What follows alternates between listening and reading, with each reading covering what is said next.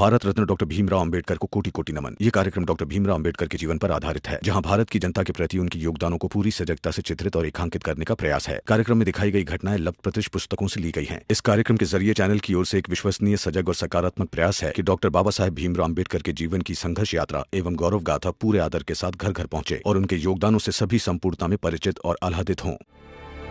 Police कप्तान साहब, जिसको भगाने का इल्जाम ये लोग हम पर लगा रहे थे, उसके बाबा को यहां आना उचित नहीं लगा, क्योंकि उन्हें नहीं लगता कि उनके बेटी को हमने भगाया है। फिर भी ये लोग जबरदस्ती कर रहे, हमारा घर तोड़ने की बात कर रहे। इस मोहल्ले में एक पुलिस थाना खोलने का आवेदन मिला है इनकी तरफ से, तो जायजा लेने आए थे कि क्या सच में थाना खोलना जरूरी है। अब तो हमें लगता है कि हाँ, जरूरी है। हम बहुत जल्द यहाँ पे एक थाना खोलेंगे।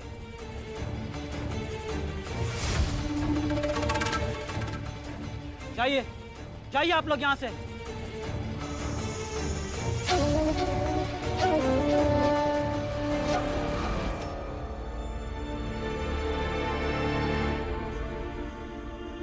पुलिस कप्तान साहब, बहुत बहुत धन्यवाद। जितनी जल्दी हो सके उतनी जल्दी हमारे इलाके में पुलिस थाना खोल दीजिए, थोड़ी सहूलियत मिलेगी। वो तो ठीक है, लेकिन ये लोग सामाजिक और धार्मिक मामले में थाने से नहीं डरते, और बर्तानिया सरकार भी नहीं चाहती कि यहाँ के धार्मिक और सामाजिक मामले में वो ज्यादा पड़े। इसलिए आप लोगों को खुद ही संभल कर रहना चाहिए। जब कप्तान साहब ही कह रहे हैं कि वो लोग कानून से नहीं डरते, तो हम क्या करेंगे? आप समझ रहे हैं ना मैं क्या कह रहा हूँ? जी। लेकिन बाबा, कानून को इतना मजबूत तो होना चाहिए ना, जिससे गलत लोग डर सके। बच्चे हो, क्यों कानूनी पेचीदगी में पड़ रहे हो? अंग्रेज इंग्लैंड में बैठकर यहाँ ऐसे ही नहीं सरकार चला रहे।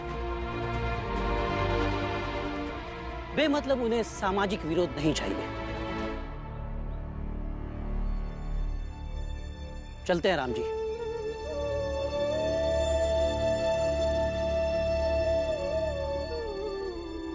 अपना ख्याल रखना।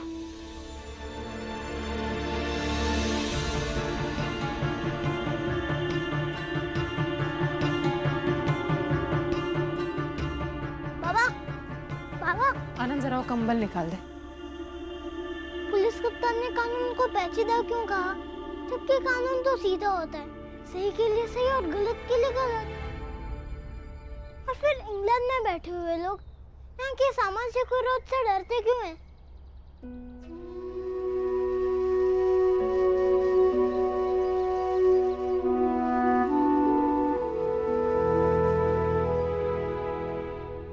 बेटा, कानून तो बहुत सीधा होता है और उसे सरल भी होना चाहिए। साफ साफ न्याय की बात करे, सच के साथ खड़ा रहे।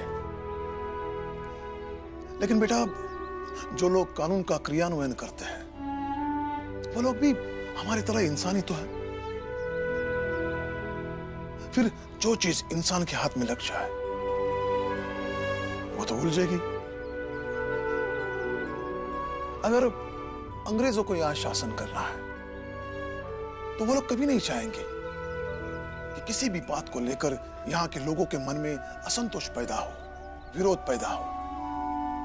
क्योंकि अगर ऐसा कुछ होगा तो लोगों के मन में उनके प्रति असंतोष है, गुस्सा है, तो वो भी विरोध की शक्ल में सामने आने लगेगा। और वो लोग इस बात को अच्छी तरह से जानते हैं, समझते हैं। अगर इंसान को विरोध में खड़े रहने की आदत पड़ गई, तो उनके सामने भी खड़े हो सकते हैं, है ना? जल्दी चल। अरे मैं तो कब से तैयार हूँ बाला भैया। चलता हूँ भीम, और कल की जीत के लिए फिर से मुबारक हो। और तुम ऐसे ही जीवन में जीतते रहो, आगे बढ़ते रहो।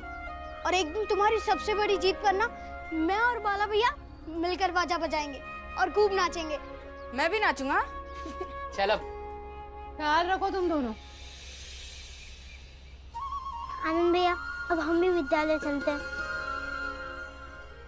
मुझे और पढ़ना होगा क्योंकि बाबा की पूरी बात मैं समझ नहीं पाया।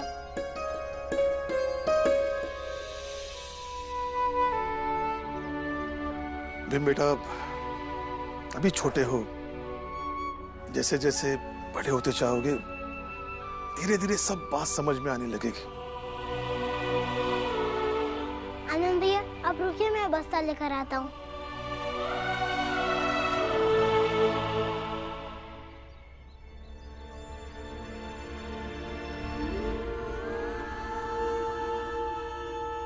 बीवा, तू अभी स्कूल जाएगा? वो लोग अभी गुस्से में है बेटा। जिनको बेवजह गुस्सा आता हो उनके गुस्से को ज्यादा महत्व नहीं देना चाहिए। लेकिन जिन्हें बेवजह गुस्सा आता है वो लोग बेवजह कुछ भी करने से हिचकिचाते नहीं है। देखा है ना तूने इन लोगों को। आप फिक्र मत करो, मैं सतर्क रहूंगा।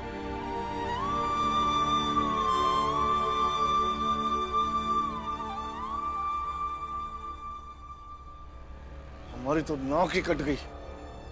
वो माधवी का बाप हमारी जाति का होके भी नहीं आया।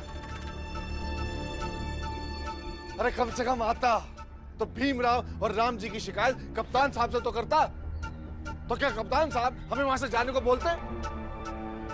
उन छोटे लोगों के आगे हमारी तो बेइज्जती हो गई। बेइज्जती? अरे सेठ जी आपको बेइज्जती की पड़ी है, लेकिन सच तो यह है कि हम वहां से अपने धर्म और परंपराओं की रक्षा करने में असफल होकर लौटे हैं। यह पाप है, संसार का सबसे बड़ा पाप। पंडित जी फिर प्रायश्चित कैसे करें? आप भी कोई उपाय बताइए। प्रायश्चित? अरे प्रायश्चित से पहले हम लोगों को यह तय करना होगा कि उस जाति के लोग सबसे पहले अपनी हैसियत को समझें, हमसे दूर रहें। अरे सामाजिक संरचनाओं में गड़बड़ ही तो धर्म और परंपराओं का क्षय करता है। पंडित जी आप एकदम सही कह रहे हैं।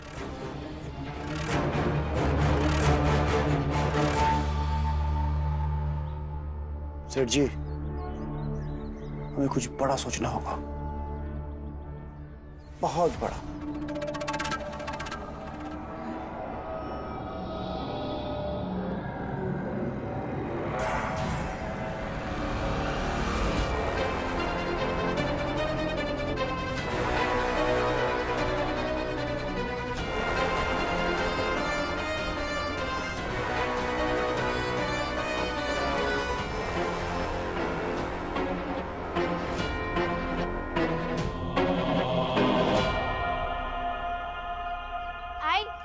पानी ले आई।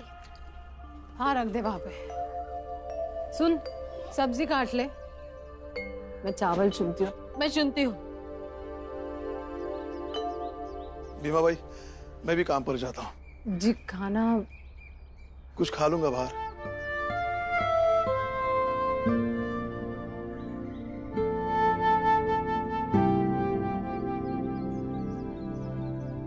भाभी याद है जब भीम पैदा हुआ था तब भैया ने पहली बार उसे गोदी में लेकर बाहर निकलते हुए क्या कहा था? हाँ याद है ना। अब अंधेरा छटेगा, रोशनी होगी और हर दिन से जास्ती चमकीला सूरज निकलेगा। अंधेरा छटेगा और सूरज निकलेगा। आज मुझे सूरज के निकलने की पहली लालिमा दिख रही है। भाभी हमारा भीम कोई साधारण बच्चा नहीं है। आज उसने जिस भी जाति की औरत की मदद की हो, लेकिन वो औरतें जब भी भीम के बारे में सोचेगी अच्छा ही सोचेगी। और मैं तो कहती हूँ आज सतारा में रहने वाली हर औरत की आत्मा हमारे भीम पर गर्व महसूस कर रही होगी।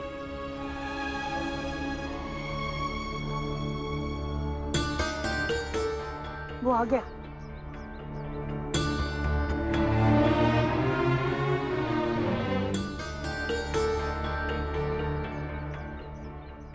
गुरुजी, ये विधवा औरतें हमारी तरफ क्यों देख रही है?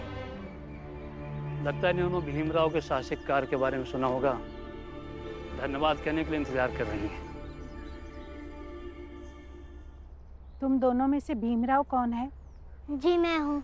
अच्छा, तो तुमने उस विधवा बच्ची को गांव से भगा दिया? ये क्यों भगाएगा? वो खुद यहाँ नहीं रहना चाहती थी, इसलिए यहाँ चली गई। और चली गई तो अच्छा ही हुआ ना। हाँ, अब वो एक नई शुरुआत करेंगी, इस आडंबर से भरी और गलत परंपराओं के खिलाफ। अच्छा, तो वो सारी बातें तुमने उस विधवा को कही है? जी।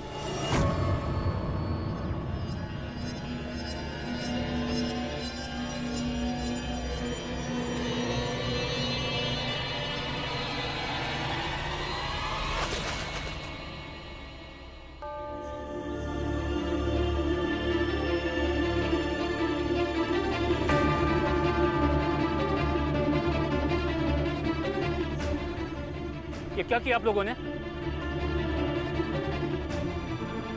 विधवा होना एक दंड होता है और उससे भुगतना विधवाओं का धर्म होता है, और हम सभी विधवाओं को उस धर्म का पालन करना चाहिए। और तुम होते कौन हो हमें इस धर्म का पालन करने से रोकने वाले?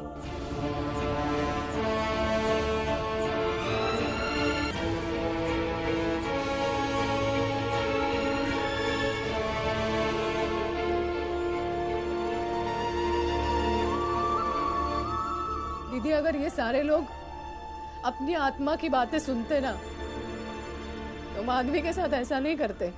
शुक्र है कि आज माधवी जहाँ पर भी है वहाँ उसकी आत्मा की सुनने वाले लोग हैं। वहाँ उसकी फिर से शादी हो जाएगी। यहाँ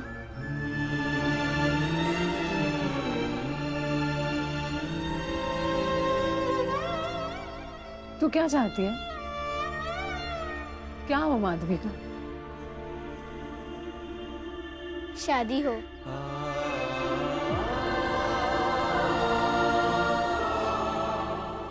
जा अंदर तखत पे विवाह के कुछ कपड़े नहीं थे। आजा।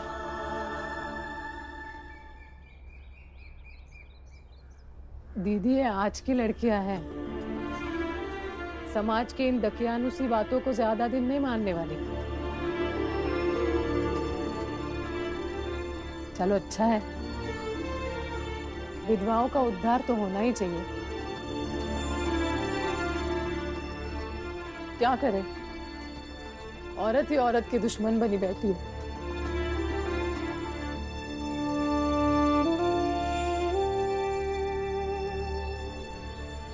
नमस्ते सेठ जी। राम जी, तुम्हारे लिए एक बुरी खबर है। जी बताइए। कल से काम पर मत आना।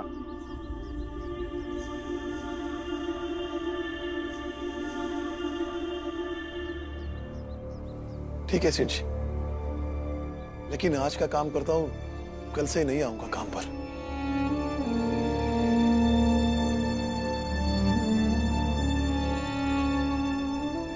लेकिन सेठ जी, आपने जो मेरी मदद की, इसलिए बहुत बहुत धन्यवाद।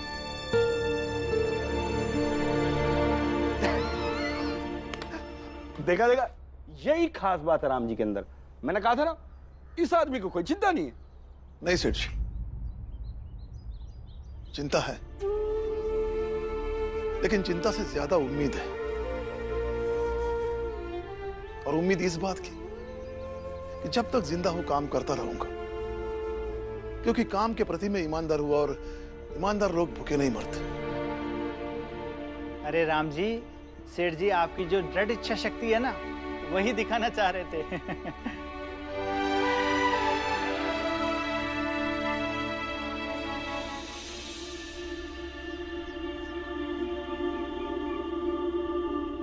सेठ जी, और राम जी को खुशखबरी भी सुना दो। राम जी। जी कहिए। राम जी, मैंने बताया था ना, यहाँ से कुछ दूरी पर गोरेगांव में सरकारी ठेके पर एक तालाब खुदने वाला है। हाँ। तो वहां पर एक मुंशी चाहिए जो काम काज का हिसाब किताब रख सके। 15-20 दिन बाद वो शुरू हो जाएगा। तुम वहां पहुंच जाना, और तनख्वाह भी तुम्हारी 2 गुना रहेगी वहां पर।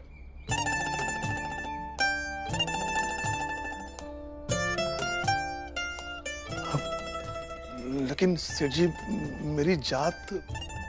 राम जी, तालाब तो तुम्हारे लोग खोदेंगे ना। ये बात अलग है कि तालाब बनने के बाद उसका शुद्धिकरण हो के वो किसी और का हो जाएगा।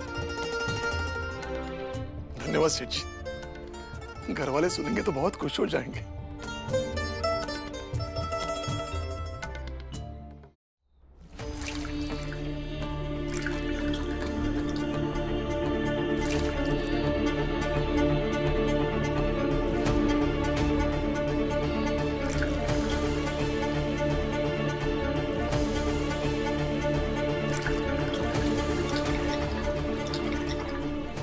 इसीलिए मेरे मन में डर लगा रहता है। लेकिन आई मैं तो उनके हित की बात कर रहा हूँ। मुझे समझ नहीं आया कि इतनी तकलीफ सहने वाली औरतें ही आवाज नहीं उठाएंगी, उनका जीवन कैसे बदलेगा? इतना आसान नहीं है उनका जीवन बदलना। सदियों से ये औरतें परंपराओं का बोझ उठा रही है। उम्र के साथ साथ उन्हें लगने लगता है कि वो जो जी रही है वही सही है। एक ही रास्ता है उनके पास जीने का, क्योंकि धर्म और ऊपर वाले के नाम से उन्हें इतना डरा दिया जाता है कि सब कुछ सहते हुए भी वो उसे गलत नहीं कह सकती। और इसीलिए भीवा, इसके खिलाफ आवाज उठाने वाला हर कोई उन्हें गलत लगता है। और तो और भीम, ये लोग इतने सहज हो गए इस तरह से जीने के लिए कि इन लोगों को इस तरह जीने की आदत सी हो गई है। वो स्वीकार चुके हैं कि समाज और धर्म द्वारा तय किए गए नियमों के हिसाब से नहीं जिएंगे तो उनके परिवार वालों का बुरा होगा और मरने के बाद उनकी आत्मा को शांति नहीं मिलेगी। पर ये बात उनके दिमाग में डाली किसने? पुरुषों ने। गलती हमारे पुरुष प्रधान संस्कृति की है, समाज की है, जिसने अपने खुद के लिए तो कोई आचरण निश्चित नहीं किया, लेकिन औरतों के लिए न जाने ऐसी कितनी बंदिशें बना दी, जिसमें बंधी हुई औरत न खुल के सांस ले पाती है और ना ही खुलकर किसी से कह पाती है, सिर्फ सहती जाती है। सबसे ज्यादा सहती है एक विधवा औरत। इन सभी औरतों में सबसे ऊपर वही है। समाज उन्हें सांस लेने का तो हक देता है, लेकिन जीने का हक छीन लेता है। लेकिन बाबा, वो तो दूसरों के किए हुए पहल को भी स्वीकारना नहीं चाहती, तो उनका जीवन कैसे बदलेगा? बदलेगा जब समाज के हर व्यक्ति का कंधा इतना मजबूत बन जाएगा कि वो इस कुप्रथा को हटाने का भार उठा सके, तो जरूर बदलेगा। तो बाबा, इसके लिए औरतों को भी मजबूत होना पड़ेगा ना? हाँ, बिल्कुल। औरतों को भी सशक्त होना पड़ेगा, निडर होना पड़ेगा। बेटा, इसलिए कहता हूं कि मन लगा के पढ़ो। जब भीम घर पे नहीं रहता है, मैं इसको स्कूल की किताबें पढ़ती रहती हूँ। शाबाश बेटा। जा बेटा, बाबा के लिए पानी लेके। आपको पता है आज क्या हुआ? हाँ, जानता हूं। एक लंबी लड़ाई की शुरुआत हुई है आज, लेकिन इस खबर के साथ एक खुशखबरी है। बताओ।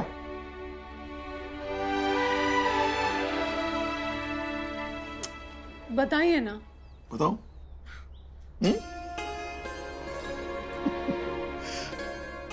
मेरी तनख्वाह दुगनी हो रही है। सच?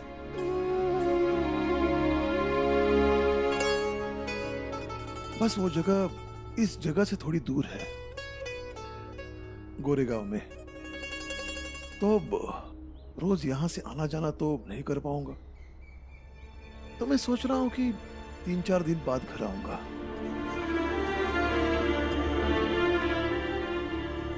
तो भीमाबाई और मीरा, तुम दोनों को बच्चों की जिम्मेदारी अब उठानी पड़ेगी। लेकिन बाबा, इतनी दूर नौकरी क्यों करना? अब 3-3, 4-4 दिन बाद घर आया करेंगे, तो हम कैसे रहेंगे आपके बगैर? भीम बेटा, अब नौकरी करना और पैसे कमाना भी तो जरूरी है ना। पैसा कमाना क्या हमारे साथ रहने से ज्यादा जरूरी है?